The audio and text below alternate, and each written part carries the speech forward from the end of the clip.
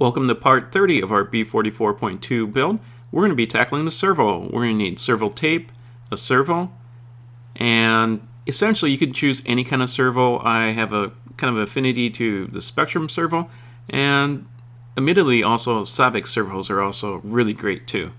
And just in case if you don't have a servo, what you could also start off with, you could actually start off with the servo joint build here. It's just the bottle cup and the threaded screw.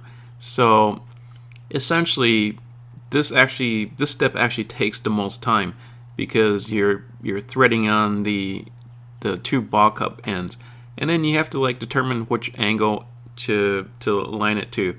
And ultimately I would suggest just taking your time and just slowly getting this threaded on.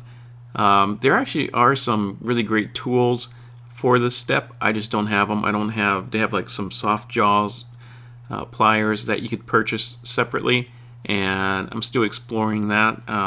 For now, I'm just kind of ripping up the ball cups a little bit, figuring that I don't really look at this, but down the line, I'm going to get some special tools for this.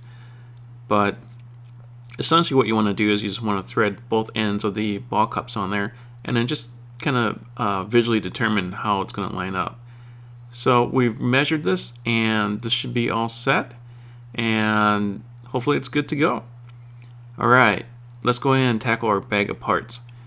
And man, it's a lot of little parts for the servo, but we're going to be good. And some parts aren't going to be used. There's going to be some pieces and parts that we're going to just have left over, simply because some parts are for other style servos, and also there might be just one or two extra pieces. Don't be alarmed if that happens. And also we're going to have some extra parts just from our servo itself too. So once again, there's going to be some extra pieces that you may not be needing. And you know, generally if you have some extra parts and you're not using it, it's kind of disconcerting. You could save those parts if you ever go to a RC swap meet. You can always trade them. Somebody will always want them. So here we are. We're going to go ahead and figure out what servo horn you're going to be using. I've broken off the J servo horn, the J-Tronics servo horn. Spectrum servos generally use a J-Tronics servo horn.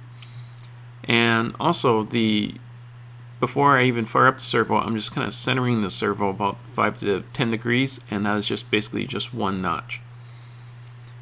And I need to put on my servo ring before I do this. So servo ring is just the aluminum piece, the blue aluminum piece here. And we'll go ahead and try this again. I'll center that J-Tronics servo right over there. And this part of the step feels kind of difficult to build. Give yourself some extra time for this part of the step. It's a little difficult to push on the servo ring at first. I'm not skilled enough that I could just keep the servo straight. I actually ended up just moving the servo a little bit as I was sliding this on. And that might happen to you. It's not the end of the world. And we're going to find the one servo screw, and our hardware is actually in this bag. And I'm just going to cut this bag open. It's too hard to open it up there. And essentially I was going to grab this one screw here. It's actually a Phillips head of all things, right? It's kind of interesting because everything else is like this hex Allen wrench, and then suddenly you have one thing that's a Phillips head. And it's kind of admittedly it's kind of funny, but it does throw you for a little loop sometimes. So luckily I do have a Phillips head screwdriver, and that is looking good. It is coming together at the front end of the servo. So let's just locate the front ball stud here, and we'll just thread this onto our servo horn. And I'll just go ahead and grab my screw and my hex Allen wrench here. So we'll go ahead and just thread this straight in. And pretty much it's just a no-brainer, and we'll just go ahead and just get this on relatively tightly, and we should be pretty much all set here on this part. So just go ahead and get this threaded on there, and we're pretty much all set. And then we just have to put on our front standoffs, and we're all set to install. Let's locate the front servo standoffs. These are just these little black pieces here, and it's just kind of like these little thin strips. And our front servo standoffs are actually the wonderful blue aluminum pieces, and they go on the other side. And then we're just going to go ahead and thread over a washer, and we'll go ahead and thread in our 440 bullet screw on there. And the hardest part, admittedly, is just to keep everything from falling around. And I'm going to go ahead and just tighten this down. And I'm using my hoodie hex Allen wrench. And I like the hoodie because it has a lot of torque on there. And there's also a lot of great hex Allen wrenches out there too. And essentially we just repeat this step just 3 more times. So just washer and then just thread it through. There we are. And you actually have a couple of extra shims there too. And you could also pick up some extra ones too.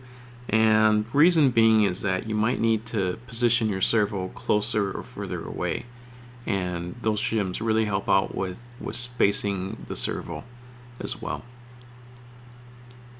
And it's not anything bad or anything to have extra shims. I've also seen on some cars, like when you're installing a servo, you could actually change up the ball stud linkage too.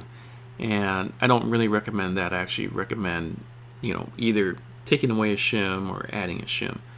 Also, some servos you might actually have to shave the case too to make things work out as well. And that's kind of like above and beyond this particular tutorial, but that's also a possibility to make some larger servos fit and work out.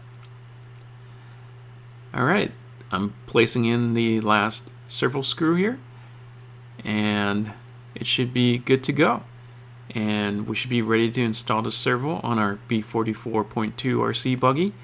Thanks for watching, and remember, everything matters.